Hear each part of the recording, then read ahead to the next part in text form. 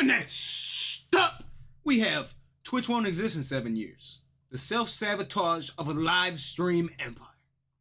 Let's see what Patrick CC bringing us this time. Twitch has been on a steady decline for the past 2 years, and they have no idea how to fix it. They are potentially losing hundreds of millions of dollars per year, laying off hundreds of employees, banning some of their most important creators. When they laid off all those employees, though, that wasn't just them laying people off. All of the tech companies laid people off, and the Twitch firings were part of the Amazon firings as well. That's implementing useless features and are constantly proving how little they know or care about the live streaming community. Twitch has been the biggest live streaming platform for the better part of a decade, but there is some competition on the horizon. Although it wouldn't take much for YouTube to put Twitch out of their misery, it's very likely that their collapse will come from their own self-sabotage. Facts, though. First and foremost, Twitch's financial stability is confusing. And although they reported $2.8 billion in revenue in 2022, it's unclear how much of that, if any, was profit. However, there are a lot of implications that suggest the company is struggling to be in the green. Twitch's 4 ways of making money are through subscribers, who pay $5 a month to get an ad-free experience, as well as other small benefits. In-app purchases, which include bits, a digital currency that users can purchase to donate to streamers. Partnerships with brands and sponsors, and of course, the number one, advertising. We don't know how many total paid subscribers there are on Twitch. I did find this metric from Stream Hatchet that says in April of 2021,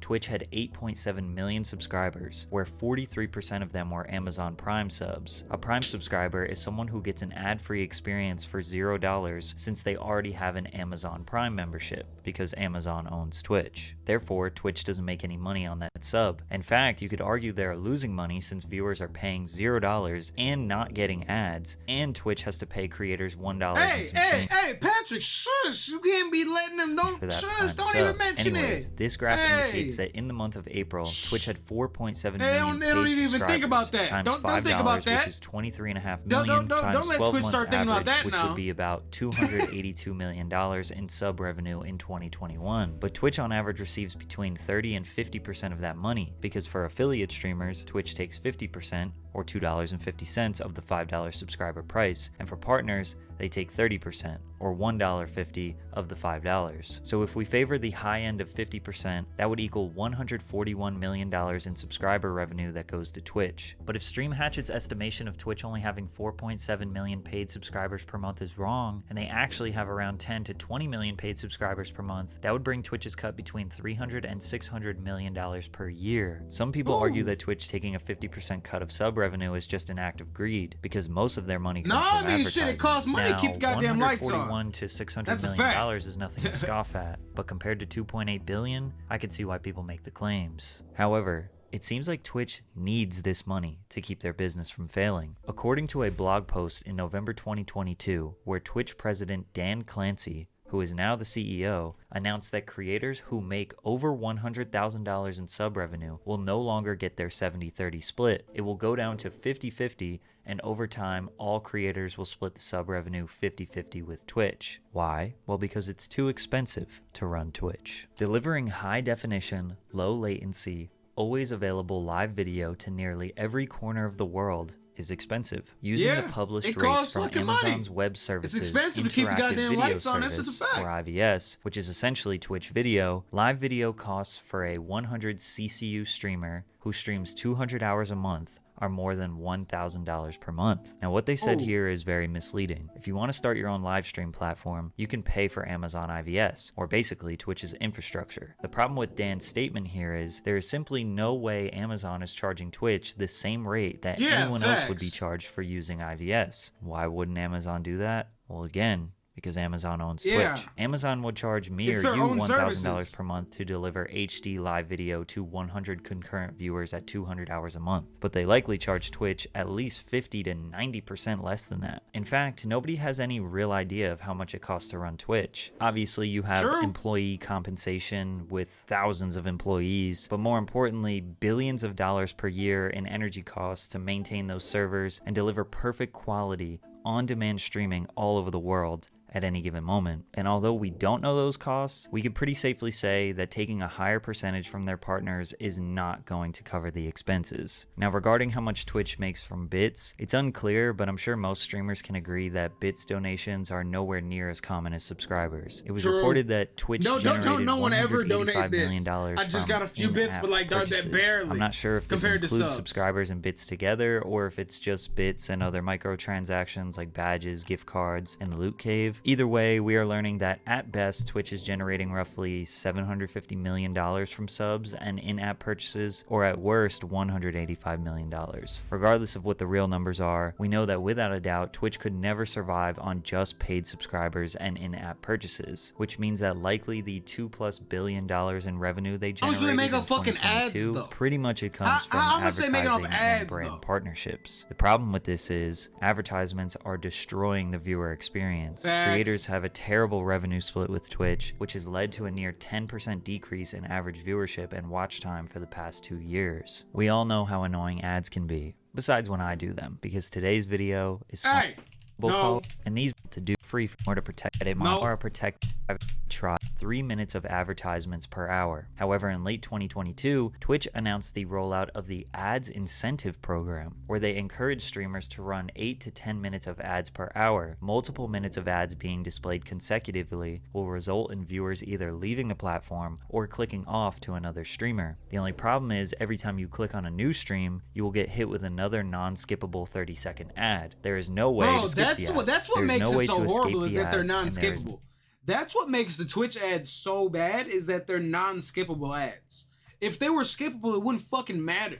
No way to rewind the stream and see what you just missed. This has led to a near 10% decrease in hours watched and average viewers from 2021 to 2022. And both of those metrics are also down in 2023 by 5%. Simply put, there are too many ads on Twitch, but that's a good thing for the company, right? Well, not exactly. Twitch does not have an immense amount of data on who their viewers are, because there isn't a whole lot to do on the platform to track it. Think about YouTube, TikTok, and Instagram. In just a few minutes, you will be exposed to a large variety of different niches, and you are actively pressing the like button or stopping to engage with the content. The amount of specific information you give about yourself without realizing is just data that gets organized and used to sell targeted ads to you. Because of my Instagram habits, the app knows that I like men's streetwear and accessories, skateboarding, modern furniture, rap music, and golf. So modern furniture is a very, very random thing to like. They can send me ads related to those things. That is a very random interest to have. All Twitch knows about me is that I watch I'm Dante a lot, and that he's my favorite streamer. So they could maybe guess what I might be interested in based on what they think I'm Dante's viewers like. And because of this, most advertisers don't feel comfortable using Twitch because they don't know if they are truly selling to their target audience. Are you drinking water? When you advertise on YouTube, a brand like Pampers can target as specific as 28-year-old married women that live in the eastern United States and are pregnant or just had their first child. And YouTube can run ads so that mostly viewers who fit in that category will see those ads. If Pampers went to Twitch with that target audience in mind, they would simply not know where to run the ads. The only thing that Twitch knows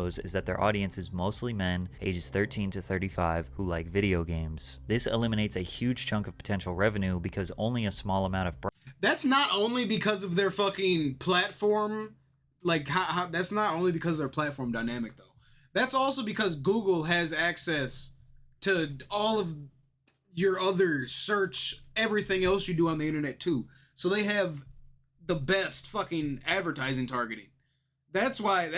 Brands want to advertise to that audience. Energy drink searching brands, on an Amazon unhealthy snack platform. Brands, car brands, everything you and do on other the internet men's is tracked by lifestyle Google, and brands they target love you with advertising ads on on Twitch, which leads to interesting sponsorships like QT Cinderella baking a cake on a live stream, but with a Manscaped partnership that says "We save balls" on the screen. To make things worse for advertisers, every deal has to be a long conversation with the ad sales team at Twitch, back and forth emails, phone calls, contracts, a process that takes forever. But any brand or individual can simply go to YouTube, click start advertising, and run a campaign without ever talking to anyone. Twitch will never be a real competitor if they don't figure out a way to get more reliable data on their users and create a programmatic ad system so brands can sell to their audience without relying on communication with a Twitch employee. And because of their inability to produce substantial revenue, they hired internal leadership who would shift the focus away from creators and towards driving profits. The senior vice president of global creators, Constance Knight, created a new initiative: cut costs, cut costs, cut costs. Every decision over the course of her tenure was fully based on how it was going to increase company profits,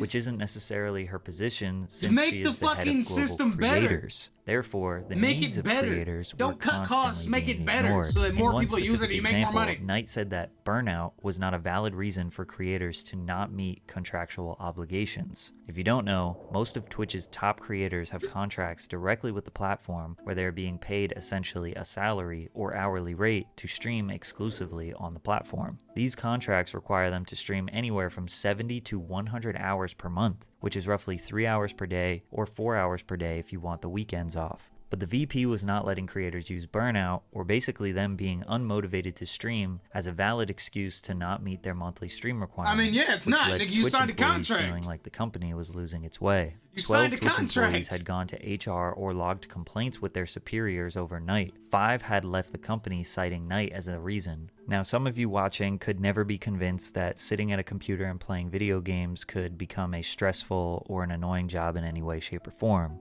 But at the end of the day, it still is a job, and anyone can burn out from any job that they do every single day for years. Another previous Twitch employee took to YouTube to state how they feel about the company. 40 Twitch to doesn't 100 care hours a about week isn't creators. crazy, though. Twitch I mean, cares 40 about to 100 hours a looking month is not They crazy. care about creators. Everything Twitch has done for the last 4 years has been with the goal of feeling like they understand and care.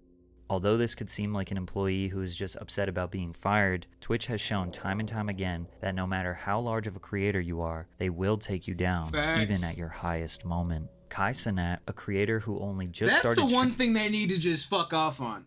They need to stop being so anal about the goddamn TOS. If they just do that, then things will soar. And people won't be so pissed off at Twitch all the time because the people they love to fucking watch can't fucking straight. streaming in February of 2021 dominated Twitch in all of 2022. He reached the very rare milestone of 100,000 subscribers, which made him the #1 most subscribed creator at that time. This prompted him to do a subathon, which was a 24/7, 28-day-long non-stop stream in February 2023 to try and break the record for earning the most subscribers on Twitch in a single month. That record was previously held by Ludwig at 283,000. Not only did Kai break it, he demolished it, peaking at 306,621 all-time subscribers. It was reported that he earned Twitch $10 million, while Kai only received a $2 million payout. These numbers were false, Kai said that and shit's Kai fake. did not appreciate the narrative. Yeah, I was just about to say, Kai said that shit's fake. $20 million on Kai Cenat, and Kai only brought about $2 million back to the. Bro, where y'all getting these numbers from? Where are these numbers coming from? Because now it's a narrative that I'm just a black man who's getting used for millions and millions of dollars. Kai breaking the sub record was huge news, covered by publications like the BBC. Yeah, and where did Bloomberg. that And rumor most even of us start? would assume that Who Twitch made would do up that anything rumor? to boost Kai up. 'Cause that's all After it was he a made fucking history rumor. on their platform. Who made At the that very shit least, up? they would try to use this amazing moment to show the world what wonderful opportunities there are for creators on Twitch. They could squeeze out more press with Kai and do campaigns to get more people or brands interested in live streaming. But no, instead, they sent him a $100 pair of sneakers and banned him from their platform. It better be a contract in there. Oh! Congratulations, Kai, on your huge accomplishment. We are so proud of you, Laura, Anna, and all of your Laura friends Knight? at Twitch. That's the one bitch you just talking about? Oh, hell no. I Unfortunately, there was no forgot what the contract in fucking that package. up close Twitch looked did not like. see enough Damn. value in Kai to offer shit him a is streaming ass. contract. Or they are making a very strategic business move. Twitch is very top-heavy, meaning the top creators are making all of the money. Only 5% of Twitch streamers made over $1,000 in 2021, and 50% of all of their revenue comes from 1% of their creators. Kai became a 1%er without getting an exclusive contract, which means Twitch is profiting immensely off him. It seems like they are not giving him a paid contract because they don't think he will leave. His largest audience and main financial vehicle is on Twitch, And if it was up to them, they wouldn't give streamers contracts to begin with. They want to get to a point where they aren't as reliant on the top 1% of creators. So if someone leaves the platform, they will be just fine. YouTube has 600 creators with over 10 million subscribers. If 20% of those people stopped creating, YouTube wouldn't be hurting financially. Eventually those creators will be replaced. But Twitch 1%ers can't be replaced as quickly or as easily. Maybe Kai is a transitional point for Twitch as a company to see if they can keep 1% talent without paying them additional money. Just a few short weeks after they sent him the sneakers, Kai Cenat announced he was banned from the platform on April 17th. How could they possibly ban the #1 creator on the site? Nobody knew the reason why, but it prompted support from people like Kyrie Irving and Nicki Minaj. We later found out that Twitch told Kai it was from a GTA clip where he promoted simulated sexual activity. This was the clip. Come on. 5, 4. He pretended like he was receiving services from a fake woman in a video game. Meanwhile, there's a ton of real borderline sexual activity on that website, let alone simulated. Twitch is just reminding him that he, no matter how big he is, will not be able to break the rules. And everyone knows Twitch's terms of service are extremely unclear. In 2019, Brazilian Twitch Unclear streamer and Gabriel unforgiving. Baptista received a suspension Unclear because he and showed a unforgiving Pink Floyd poster is during the perfect his words to broadcast. use. Faria was banned for wearing gym clothes that Twitch claimed looked like lingerie. Wait, Deller what? was banned for smashing a keyboard over his head. And Dr. Disrespect was banned for, well, they never told him why. Sadly, Kai's ban is just one of an extremely long list of incredibly stupid bans that Twitch has given out and will continue to in the future. So with Twitch continuously making the wrong decisions when it comes to profits, employees, and creators, is competition a real threat to their company? Recently, Yes, the live streaming highly. platform Kick has made Kick some taking noise over. after their Kick on $30 top. million plus deal where they exclusively acquired All Kick needs is the W streamers, and it's over. It's fucking over. All they need is Rage, Bruce, and fucking Kai, and Twitch is the spot. Twitch is the spot. Aiden Ross. Kick works and looks exactly almost like Twitch. The main difference is that they have a much more lenient terms of service. Streamers can gamble, say and do just about anything they want without getting banned, and the biggest thing is that they are offering creators a 95% cut of their subscriber revenue. Jared FPS, a Kick streamer, highlighted his Kick earnings at $3,800 for 800 subscribers, which would be about $2,000 on Twitch. However, I don't think this is going to be enough to really compete with Twitch. Think about all of the problems I highlighted in this video. Kick is going to have to deal with all of those same problems, but more importantly with advertisers, they will be targeting the same niche as Twitch, but with less censorship and more risque content. Advertisers will feel even less comfortable than they already do with Twitch. But the biggest problem is Kick is built if they on manage to do their Amazon targeting IVS. better.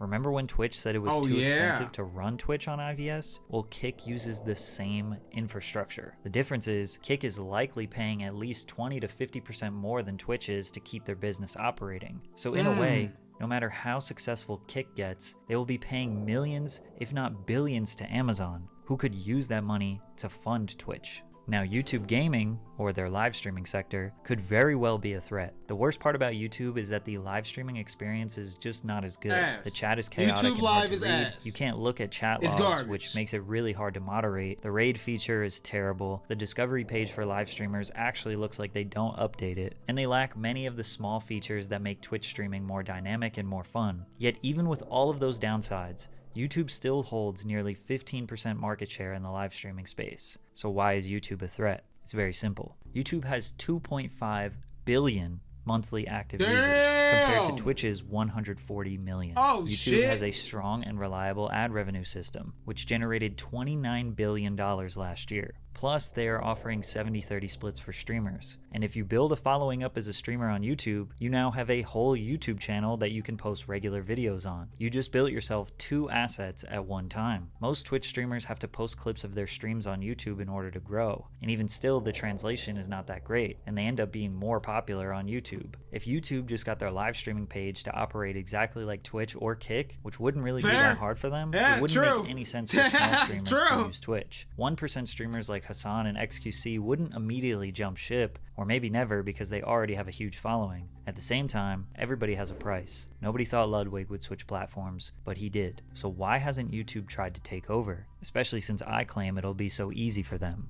Maybe they just don't see live streaming as a worthwhile business investment. Think about everything I mentioned in this video. All the hurdles, all the expenses, all the bans, moderation, discoverability issues, creator contracts, advertiser uncertainty. Maybe YouTube thinks that live streaming will never be as profitable as video on demand, film, sports entertainment, and music streaming. Maybe live streaming will always be considered a niche subgenre of the entertainment industry. Until YouTube sees a bar packed full of people paying a $10 cover to watch Hassan debate Aiden Ross or Kai Cenat and 21 Savage react to Drake memes, they probably won't even bother. So what should Twitch do? Well, they definitely need to figure out a middle ground with ads. They need advertisers to pay the bills, and we as viewers understand that. Maybe a feature could be implemented that allows viewers to skip an ad or two, ads just is in all case that's they pop fucking up needed. at a crucial time in the stream. Maybe All even that's a feature needed. that allows viewers to watch ads for a reward, or uninterrupted ad time when there's some downtime in Like somebody's Hulu does stream. it. Kind of like how mobile games will allow you to watch an ad for a reward. Or you could exchange personal survey information for less ads. It's invasive, but hey, they're going to try to do that anyway. And after they improve their Some ad good system, ideas. Hold just on, keep the hold on, 70-30 revenue Patrick. split with all creators, big or small. Make Patrick Most see real platforms quick. provide a better split than that, so that's the least they can do. Also, more clarity and consistency when it comes to streamer bans seems like a very fair ask. Just tell people why they were banned, in detail. Timestamp He knows why he was banned. He just doesn't want to say why. it. Provide a clip. Every single knows. time someone is Fucking banned, knows. They it send should you an be the email. same process. Most They send you an importantly, email saying they why need you to were improve banned. He just doesn't wanna say discoverability why. for small/medium-sized creators. Twitch streamers relying on YouTube or TikTok to gain a following is absolutely ludicrous. Twitch is way too reliant on the 1%ers, and they're way too reliant on other platforms. Ultimately, I want to see Twitch win, and the streaming community wants to see them win as well. I think live streamers are incredibly underrated in terms of their entertainment value and ability to hold an audience for hours on end. But if they don't make these critical improvements, and YouTube just decides to invest $1 billion into making YouTube gaming a fierce They might competitor, as well. I think Twitch could be If they made fucking 29 billion off AdSense last year, and Twitch is only, what was it, 2.8? Throw an extra billion on the live streaming on YouTube and make it actually good and enjoyable? Bro, it's fucking donezo. It's game over. It's fucking game over. But I'll be on fucking both until the day comes. Without another Patch CC banger.